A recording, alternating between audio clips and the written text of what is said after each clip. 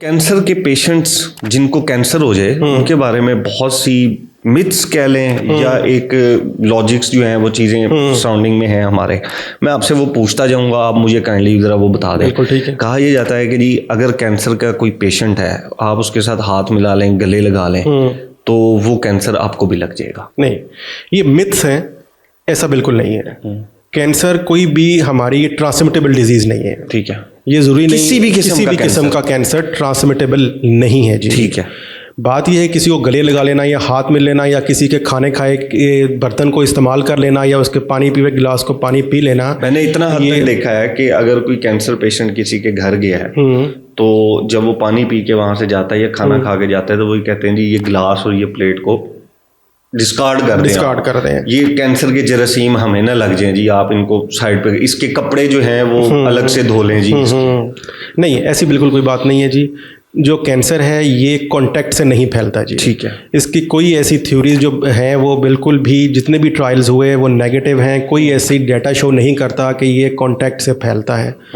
ये हमारे एक कम्युनिटी के अंदर एक सोशल डिलेमा है कि हम कैंसर के मरीज़ को शायद ऐसा ट्रीट करते हैं कि ये हमारे लिए अब एक छूत की बीमारी बन गई है।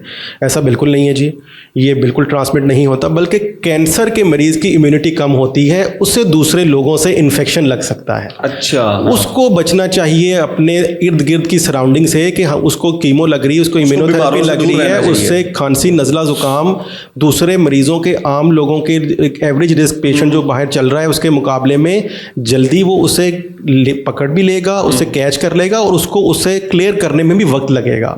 तो कैंसर पेशेंट को ज़रूर बचना चाहिए इर्द गिर्द के इन्फेक्शन से, ना कि कैंसर वाले मरीजों को से किसी को बचना चाहिए। अब इसके अंदर एक प्रैक्टिकल जो मैंने देखा है लाइफ में कि किसी ने अपनी जो है वो मिसिस को डिवोर्स दे दी और मिसिस को डिवोर्स उन्होंने ये दे दी कि जी अब इसको कैंसर है जी और मैं इसका हस्बैंड हूँ, अब मेरा इसका कोई रिलेशनशिप भी नहीं हो सकता और अगर होगा तो मुझे कैंसर हो जाएगा।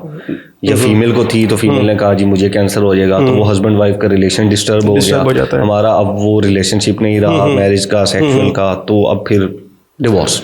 हाँ, ऐसी बात बिल्कुल नहीं है जी। ये बड़ा कॉमन सवाल है कि जो हमारी कम्युनिटी में पाया जाता है।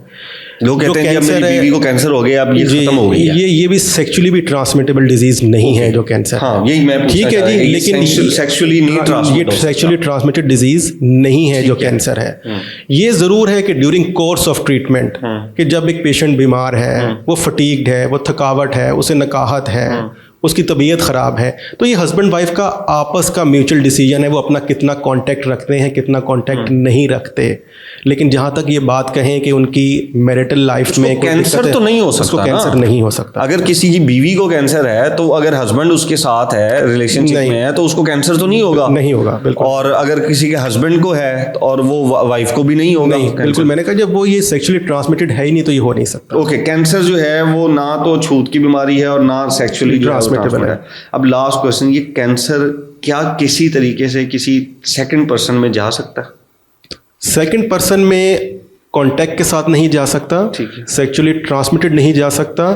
वो अगर जा सकता है तो ये ज़रूर है कि अगर किसी को कैंसर आपस में नहीं है और हम अपनी सेक्सुअली प्रैक्टिसेस सेफ नहीं रख रहे तो कुछ वायरसेस हम अपने फीमेल पार्टनर को ज़रूर दे सकते हैं जो आगे कैंसर की शक्ल इख्तियार कर सकती है। हाँ, कि जिसकी बुनियाद के ऊपर जैसे HPV वैक्सीन है, और अगर हम सेफ सेक्सुअल प्रैक्टिसेस इस्तेमाल नहीं कर रहे और हम अपनी फीमेल पार्टनर को, जैसे कोई मल्टीपल पार्टनर्स यूज़ कर रहा है, ठीक है जी, वो HIV भी हो सकती है। HIV is a cause of multiple cancers, क्योंकि वो इम्यूनिटी लो कर देता है।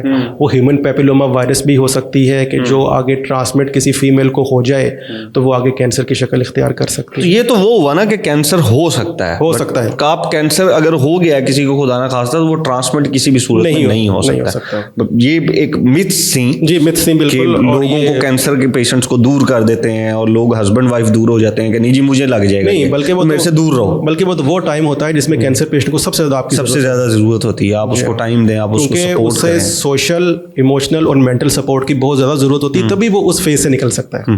ठीक है, thank you so much doctor साहब, थैंक यू।